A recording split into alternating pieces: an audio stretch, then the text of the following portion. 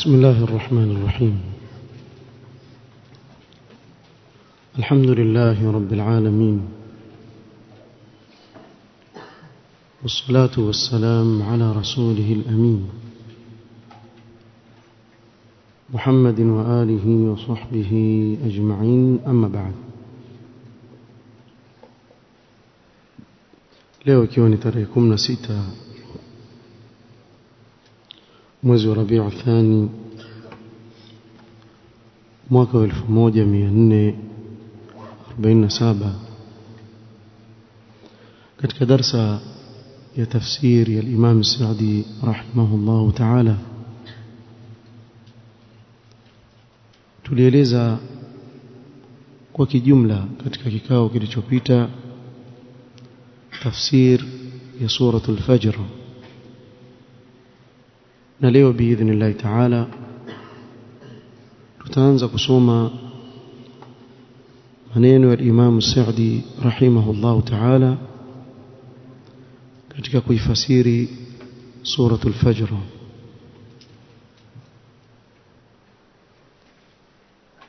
Suratul Fajr kama tulivyotaja ni makkiya, na tukisema ni makkiya tumesema makusudio ni kuwa imeshuka kabla ya hijra. Allah subhanahu wa ta'ala akafunguza suratul Fajr na kiapo, akasema wal fajr, na apa kwa alfajiri, wa layalin 10, na kwa masiku 10, والشفع والوتر, na kwa shufaa na witri, والليل إذا يسر, na kwa usiku unapopita.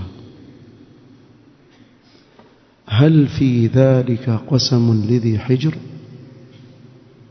Allah subhanahu wa ta'ala akauliza hapa, hal fi dhalika qasamun lidhi hijr, je, hapana katika haya kiapo kwa mwenye akili?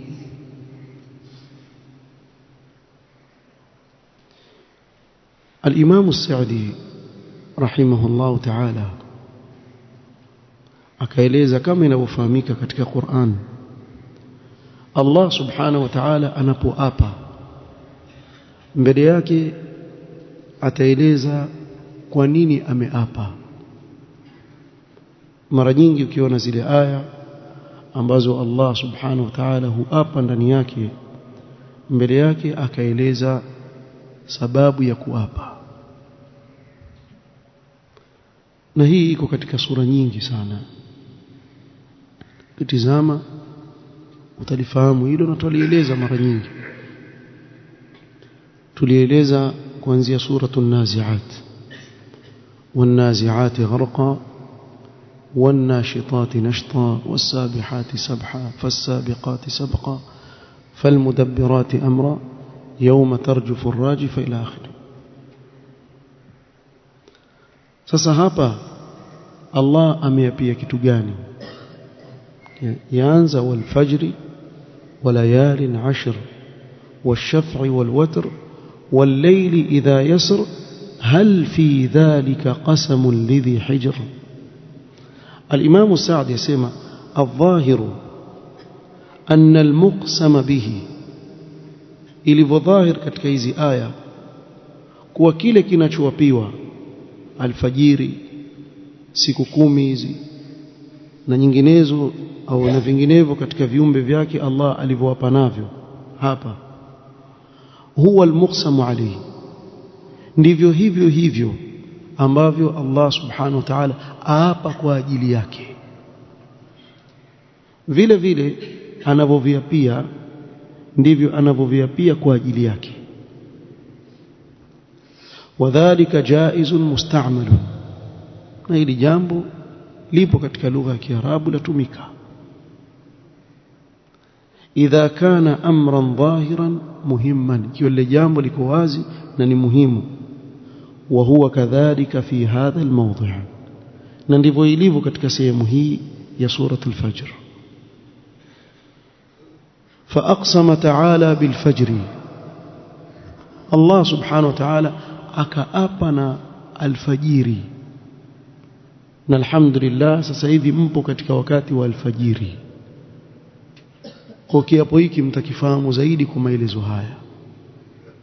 فأقسم تعالى بالفجر الذي هو آخر الليل ومقدمة النهار. Akaapa kwa alfajiri. Alfajiri ndiyo mwisho wa usiku na ndiyo utangulizi wa mchana. Alfajiri maana yake usiku umeisha, na maana yake ni kuwa mchana ndiyo waanza. Lima fi idbari al-layli wa iqbali an-nahari min al-ayati ad-dallati ala kamali qudrati Allah ta'ala. Kwa nini? Kwa sababu katika kuondoka usiku na kuingia mchana kuna ishara za wazi zinazoonyesha ukamilifu wa uwezo wa Allah subhanahu wa ta'ala. Asema wa annahu wahdahu almudabbiru li jami'i al-umur, na kuwa Allah subhanahu wa ta'ala peke yake ndiye anayepeleka mambo yote yakaenda kwa nidhamu nzuri kabisa. Alladhi la tanbaghi al-ibadatu illa lahu, yule ambaye haipasi ibada kupelekwa kwa yoyote isipokuwa yeye peke yake. Yeye ndiye anastahili ibada peke yake, pasi na yote mwingine. ويقع في الفجر صلاة فاضلة معظمة يحسن أن يقسم الله بها. Na katika wakati wa alfajiri muna swala bora tukufu kabisa ambayo yapendeza kuapia nayo wakati ule. Ni wangapi sasa hivi sisi tuzungumza alhamdulillah, Allah ametuneemesha na kutupa fadhila ya kuweza kuja kuswali salatul fajri, wakati kuna watu sasa hivi tuzungumza wamelala kabisa. Na hawa wakati wa kazi hawatochelewa kazini, kazi hatochelewa. So, kuna binadamu pale amngoja, akichelewa kazini pale za kufutwa,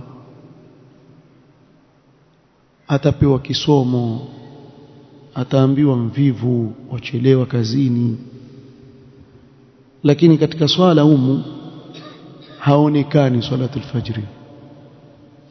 Na mimi mara nyingi huambia watu hapa mtaani kwetu hapa, ikifika siku ya utla hapa wanafunzi wakarudi kwao, na wanafunzi hapa wote naweza kusema hakuna hata mmoja hapa ni mtu mmoja. Kuna mtu hapa mmoja hakuna.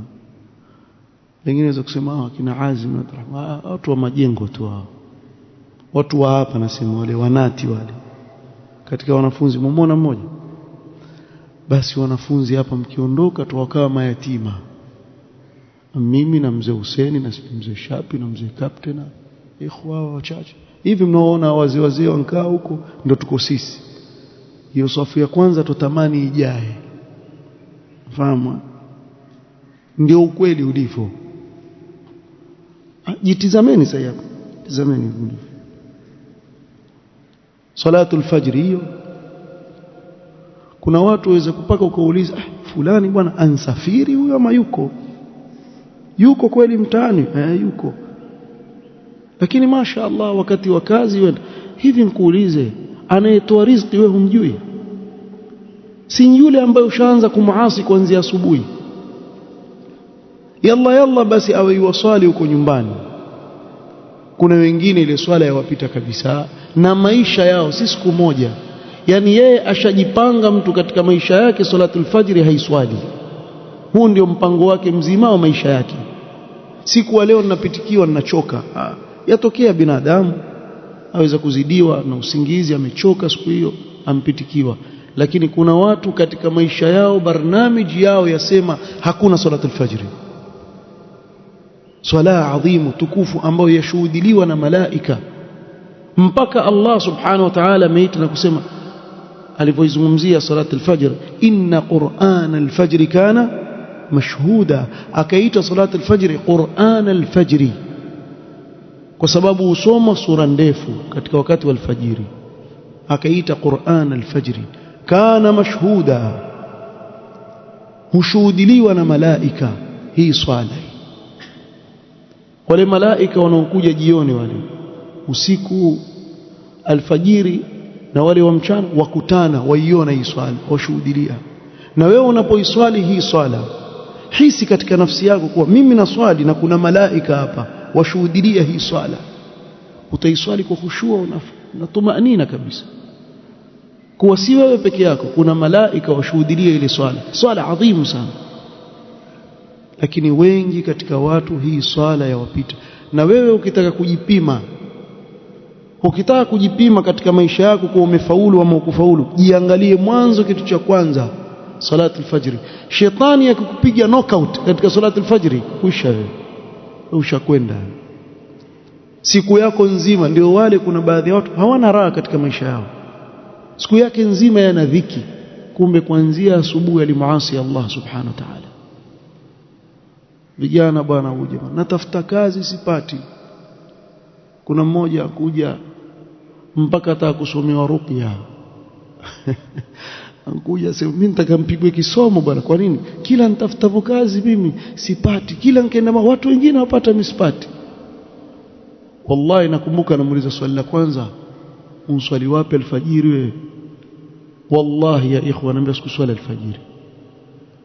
Sasa wewe watarajia vipi Allah subhanahu wa ta'ala anayetoa riziki, wewe muasi bwana, alafu wataka akupe kile unachokitaka, na wewe kitu cha kwanza asubuhi wa muasi Allah subhanahu wa ta'ala? Salatul fajr ya kupita tu hivi hivi bwana, na hujali bwana. Usiseme kwa bwana ninaikidhi. Kuna wengine ninaikidhi, naamka banka iswali, haswali kabisa, kisha ndatafuta kibarua Allah, watu wafanya mchezo, wallahi watu wafanya mchezo katika hii dunia. Jiangalie nafsi yako na salatul fajr. Siku yako yaanza pale kwenye salatul fajr. Ukifaulu katika salatul fajr biidhnillah ta'ala, kilichobakia katika siku yako utaona yenda vizuri kabisa. Mfano wake ni kama ngamia, ukishamshika ile kamba atakufuata, lakini akikupita ukimshika mguu atakupiga teke na humwezi. Ndio siku yako iko hivyo. Kule kushika kamba ndio kuanza na salatul fajr. Swala alfajiri, ukafanya adhkar zako, ukasoma kile ambacho Allah amekukadiria katika Qur'an, neema. Angalia siku yako vile waianza vizuri kabisa. Qala walihadha aqsama ba'dahu billayali al-ashr. Kwa sababu hiyo, baada ya hapo akaapa Allah subhanahu wa ta'ala kwa masiku 10. Na masiku 10 haya ni yapi? Walayalin 10. Qala wa hiya ala sahih layali 10 Ramadhan. Katika kauli sahih asema ni masiku 10 ya mwisho ya mwezi wa Ramadhani, au 10 Dhulhijja, au masiku 10 ya mwanzo ya Dhulhijja. Hii ndio kauli sahih, ni kuwa yaingia masiku 10 ya mwisho ya Ramadhani au masiku 10 ya mwanzo ya mwezi wa Dhulhijja. Fa innaha layalun mushtamilatun ala ayamin fadila.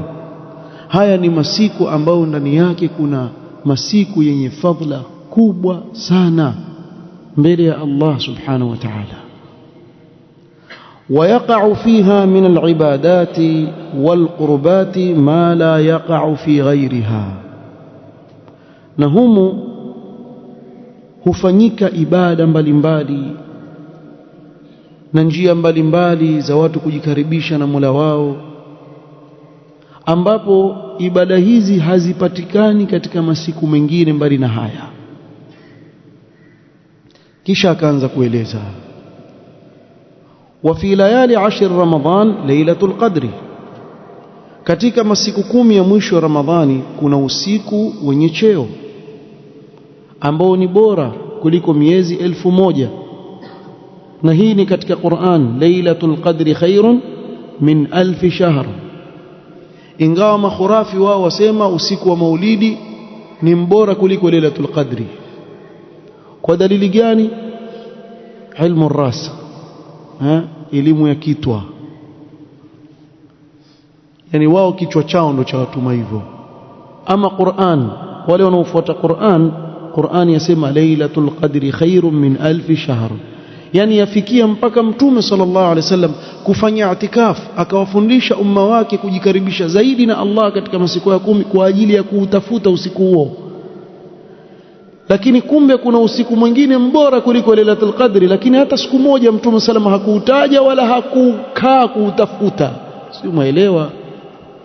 Lakini wakaja wakaujua makhurafi na mamufti wao, kisha wakaanza kuwaambia awam maskini kwa usiku wa Maulidi mbora kuliko Lailatul Qadri. Jamani, si basi Mtume sallallahu alaihi wasallam hili jambo angalau angeligusia hata kwa mbali pia kulitaja? Wasema watu kwetu majengo kwa majaro pia ikutajwa, hata kwa kona pia haikutajwa kabisa. Kumbe ni bora kuliko Lailatul Qadri. Kwa hao hawana kazi makhurafi, ongojea usiku wa Maulidi, pige ngoma kweli, wampata Lailatul Maulid, wanaipata wao. Kuna mambo mengine bwana haihitaji rocket science bwana kuelewa. Very simple, mtu akizungumza namna hiyo bwana kidogo tafuta mazungumzo mengine. Hebu tuone huruma hizi akili zetu, pia sisi tuna akili ya kuzaliwa. Allah ateremsha sura nzima, inna anzalnahu fi lailatul qadr wama adraka ma lailatul qadr lailatul qadri khairun min 1000 shahr. Kisha huko usizungumze kabisa kuhusu usiku, kumbe una umbora kuliko huu, usitajwe kabisa. Hii sura nzima yazungumzia usiku huo. Tuendelee tu. Kama wewe unataka kubakia kwenye huko khurafi wewe shauri yako, bakia huko. Kesho shekhe wako atakwambia jana nilikuwa Maka na tufu na nini na mkeka wangu. Shekhe wetu atufu Maka na mkeka wako, kwani umeona hawaamini wao?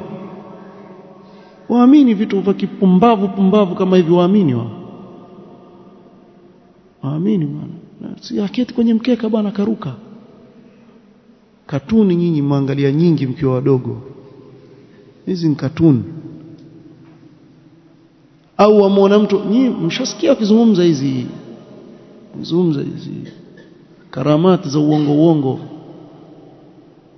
Mmoja asema katika karamati, yani baba amtuma mtoto, hii si wasingizii, azungumza, iko kwenye YouTube clip, azungumza mmoja Mtanzania katika makhurafi.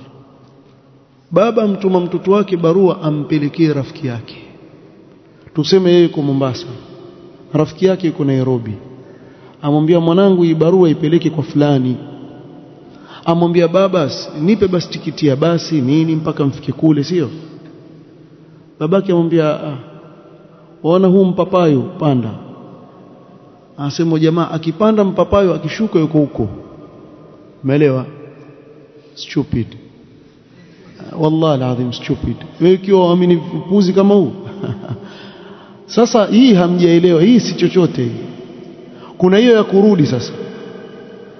Kurudi, yule rafiki yake babake yule amwambia mwanangu, haya barua mmeipokea, haya rudi. Anambia sasa nitarudi vipi? Kwani amwambia kwani babako alikuletaje hapa? Asema nilipandishwa mpapayo nikashuka. Sasa mbona babako ankusumbua wewe? Akachukua bakora akachora mstari, anambia ruka hapa. Akiruka kwa babake. Nyinyi mwacheka. Kuna watu wanketi msikitini waitikia karama hiyo kubwa. Jamaa, wewe huwezi kukaa chini. Mtume Muhammad sallallahu alaihi wasallam khairu khalqillah, hakuna walii kama yeye wala hatatokea mfano wa Mtume Muhammad sallallahu alaihi wasallam min qablu wala min ba'd, khairu khalqillah. Hivi hijra alikuwa hawezi kuchorewa mstari tu akaruka kafika Madina? aende akajifiche katika Ghar Thawr siku 3 atafutwa na Makuraish, wakati tofahamu amebeba risala iliyo muhimu zaidi katika ulimwengu, aweza kuuawa. Watu wametoa thamani kwa yule atakayekuja na kichwa chake ama atakayekuja naye hayyan wa mayitan. Mtume sallallahu alaihi wasallam akimbia aenda kujificha pangoni siku 3, kisha iwatoka apata tabu, yafanya hijra ya kutoka Makka kwenda Madina kwa masiku. Kumbe kuna Sharifu Mpapayu na Sharifu Mstari. Jamaa ya akhi, mambo mengine mkizungumza pimeni. Sasa ndio hawa wajana haya ya kuwa usiku huu una ubora kuliko Lailatul Qadri. Wallahi hata sijui, yani mfikia wakati sisi tuzungumzia mambo ambayo hata akili ikubali. Yani saa hii eti tuarudi kauli ya watu kama hawa, yani maneno gani sasa? Wakati kuna sura katika Qur'an, aya ziko wazi. Turudi hapa, hao ni makhurafi. Sisi tuyasome haya ya wanaovioni wa kisawasawa wasemaje. وفي ليالي 10 رمضان ليلة القدر التي هي خير من 1000 شهر. katika masiku 10 ya mwisho wa Ramadhani kuna usiku wa Lailatul Qadri ambao ni mbora kuliko miezi 1000 ya ibada. Wafanya ibada miezi 1000 huwezi kufikia ibada ya usiku huo mmoja, zile fadhila Allah anazompa mja wake. وفي نهارها صيام أواخر رمضان الذي هو ركن من أركان الإسلام. na michana yake wafunga masiku 10 ya mwisho wa Ramadhani ambao ni mojawapo, saumu ni mojawapo wa nguzo katika nguzo za Uislamu, kufunga mwezi wa Ramadhani. وفي أيام 10 ذي الحجة, tukizungumzia masiku 10 ya mwisho wa Dhul Hijja, alwuqufu bi'arafa, kuna siku adhimu ya kusimama mchana wa Arafa, na hii kwa kweli ni siku adhimu sana kwa wale ambao Allah subhanahu wa ta'ala amewajalia hija wakaelewa malengo ya ile ibada ya haji. Wallahi hakuna siku ina raha katika haji kama siku hii, na namna waja wa Allah wanavyojikaribisha na Allah subhanahu wa ta'ala katika siku hii ajabu. Ukitizama ule uwanja wa Arafa una mamilioni ya watu, wote waelekea kumuomba Allah subhanahu. Hakuombwi jelani hapo, wala hakuombwi aidarusi hapo, wala hakuombwi chochote, aombwa Allah subhanahu wa ta'ala. Labda nyinyi mwanze kutia kina jelani, lakini hapo aombwa Allah subhanahu wa ta'ala siku hiyo peke yake. Wallahi mandhar mahib, ile mandhar ukiiona yatishia, namna watu wanavyokaa, wanavyomuomba Allah, wanavyomtaja Allah subhanahu wa ta'ala. Basi niwape pia siku hiyo watu waje na matwari. Watu wengine wakati wafanye ibada, wengi kuna wengine wakati kupiga tadi si nchi yetu, nchi mbalimbali.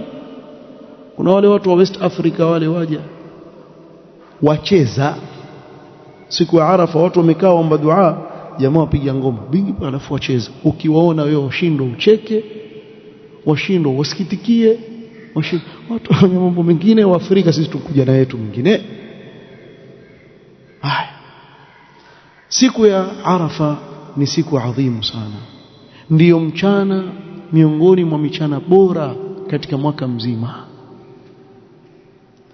alladhi yaghfiru Allahu fihi liibadihi maghfiratan yahzanu laha ash-shaytan. Siku ya Arafa Allah husamehe waja wake msamaha mkubwa mpaka shetani auzunika. Hakuna siku asema fama ru'iya ash-shaytanu ahqar wala adhara minhu. Shaitani hajaonekana akiwa mtwevu kabisa, hana maana, na tangu na hapo hana maana, lakini hapa zaidi. Wala hajaonekana ni adhar, yani matrud, aliyefukuzwa na rehema za Allah subhanahu wa ta'ala, minhu fi yawmi Arafa, kama siku ya Arafa. Hebu fikiria wewe, Mtume sallallahu alaihi wasallam asema kuwa Allah subhanahu wa ta'ala yanzuru, awatizama waja wake ila ibadihi ashiyata Arafa, katika ule mchana wa Arafa awatizama waja wake, kisha awaambia malaika ma arada haulai, au wataka nini niwape, kitu gani wataka niwape. kisha watangazie male ishhadu anni qad ghafartu lahum, shuhudilieni kuwa wote hao mimi nimewasamehe, wote nimewasamehe. Na kwa raja, matarajio makubwa ambayo salafu wanayo katika kusamehewa siku ya Arafa, mpaka wakawa wasema muovu kabisa siku ya Arafa ni yule anayedhania kuwa Allah hatumsamehe. Ni muovu huyo anayedhania kuwa Allah hatumsamehe leo, huyo ni mtu muovu sana, sababu Allah subhanahu wa ta'ala huwasamehe waja wake wote siku hiyo. Mpaka shetani wanahuzuni ile kazi yote aliyoifanya, pengine kwa umri wa mwanadamu, amempoteza, amempeleka huku, amemfanyika hivi, akampoteza katika haya, kwa siku moja tu Allah amsamehe kila kitu, yuarudi kwao kayaumi waladatu ummuhu, kama ile siku aliyozaliwa. Kwa shetani hawana huzuni siku hiyo. Kwa nini? Lima yara min tanazzul al-amlaki warahmati min Allah liibadihi, kwa yale anayoyaona katika malaika wanaoshuka na Allah kuwasamehe waja wake. Allah yuwasamehe waja wake, na subhanallah, ili jambo la waathiri huwezi kuamini. Hata wale askari wale, kama kuna watu wanashikwa pale, kuna watu washikwa wajua na makosa pale, kuna watu wakamatwa wameingia bila tasrih, amefanya nini, wakamatwa. Basi siku hiyo ya Arafa hiyo hata wale askari pia uwasamehe. We nenda tu, kwa vile leo Allah yuwasamehe watu wote hapa, na sisi nani tusisamehe? Anenda basi, uachwa. Kuna bwana mmoja alifanya kosa kubwa sana, kosa kubwa, akakamatwa. Yule bwana kule, ile adabu ataadhibiwa, sio atafungwa miaka mingapi jela kule Saudia, Kenya. Kuna bwana mmoja akaambiwa, hebu nenda bwana kazungumze na wali kama waweza kumsamehe ama nini. Yule mzee sahibi yetu mmoja asema, mmeingia pale ndani, nafikiria nimwambie nini yule askari akinai amsamehe bwana. Asema sijui kaja kutoka wapi. Nikamsikiliza, leo siku gani? Yule askari akamwambia, leo siku ya Arafa. Amwambia, wewe jua siku ya leo? Asema, naijua. Wewe wajua kama leo Allah yuwasamehe hawa waja wake wote waliokuja hapa Arafa? Asema, kweli. Sasa wewe nani usimsamehe mmoja? Wewe utaki msamaha wa Allah? Asema, yule askari alichika kichwa hivi, akamuuliza, wewe mzee, haya maneno uyatoa wapi? Nenda naye bwana, hanshamsamehe. Yani mpaka waathirika wale askari, nishamsamehe, nenda naye. Hakuamini bwana, nitoka lile kosa alishikwa nalo, hakuamini kama atatoka.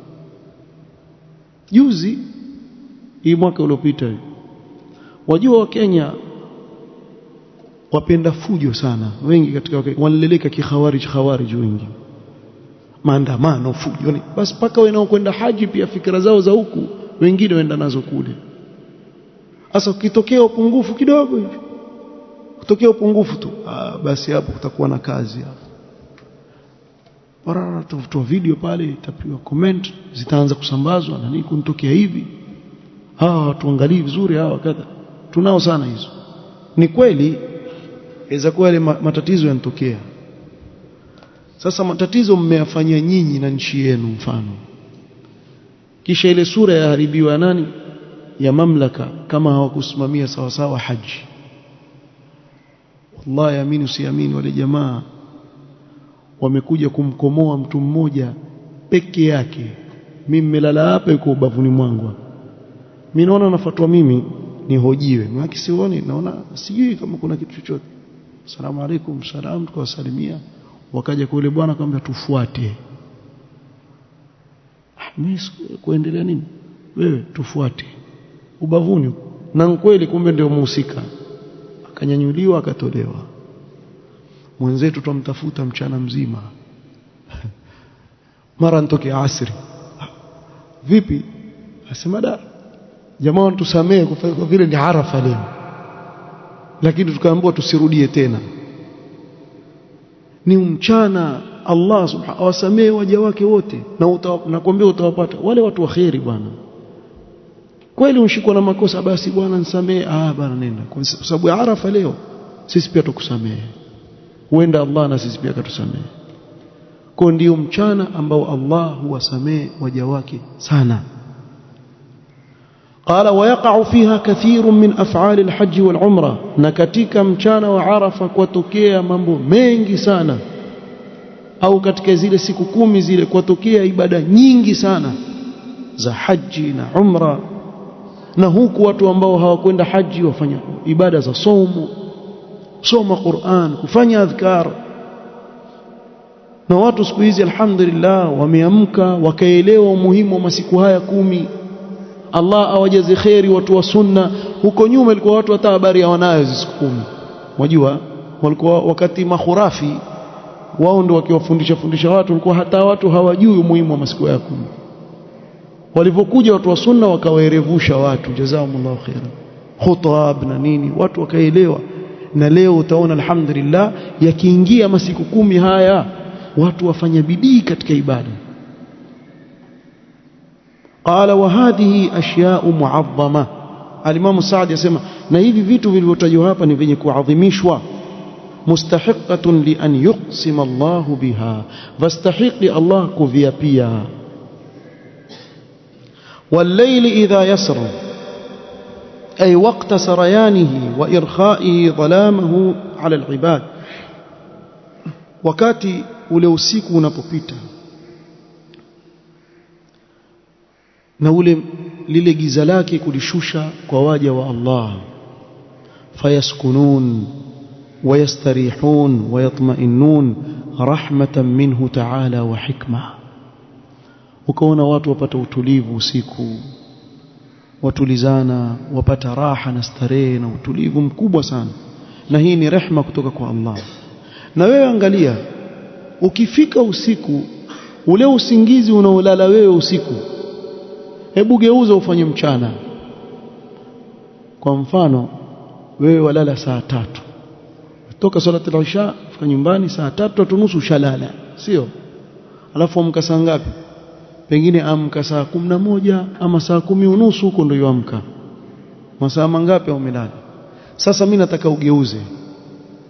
Leo nenda saa 3 nyumbani asubuhi kalale, uone kama utaamka asri wewe. Ukiamka mgonjwa, yani walala saa 3 asubuhi, uende mpaka saa 11 jioni, siku hiyo utajisikia ovyo kabisa. Ule usingizi hauwezi kusawazishwa na usingizi wa usiku kabisa. Ni wewe tu hujachunguza ukajua neema ya Allah juu yako ya kukupa wewe usiku ili upate kupata utulivu. Usiku ni wakati wa ajabu kabisa, namna mwanadamu anafanya nini anapopata utulivu na kulala na kupumzika.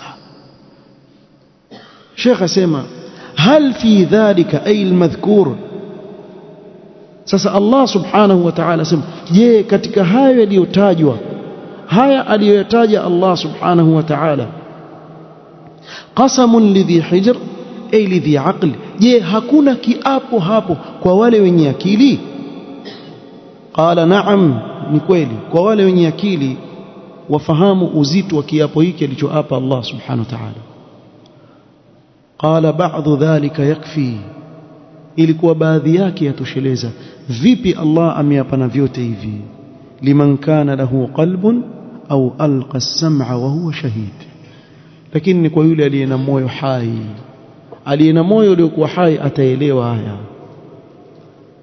akatega sikio akawa yuko pale. Kuna wengine wanaweza kusikiliza lakini akili yake haiko, lakini akawa yuko pale atafahamu uzito wa nini, uzito wa kiapo hiki alichoapa Allah subhanahu wa ta'ala. Kisha hapo akaingia na kusema alam tara kaifa fa'ala rabbuka bi'ad. Kuanzia hapo nitakuja kueleza insha Allah ta'ala, wakati umesonga sana, wakati umesonga hapo tutakuja kuzungumzia biidhnillah katika kikao kitakachokuja. نكتفي بهذا القدر والله تعالى أعلم. سبحانك اللهم وبحمدك أشهد أن لا إله إلا أنت أستغفرك وأتوب إليك. بارك الله فيك.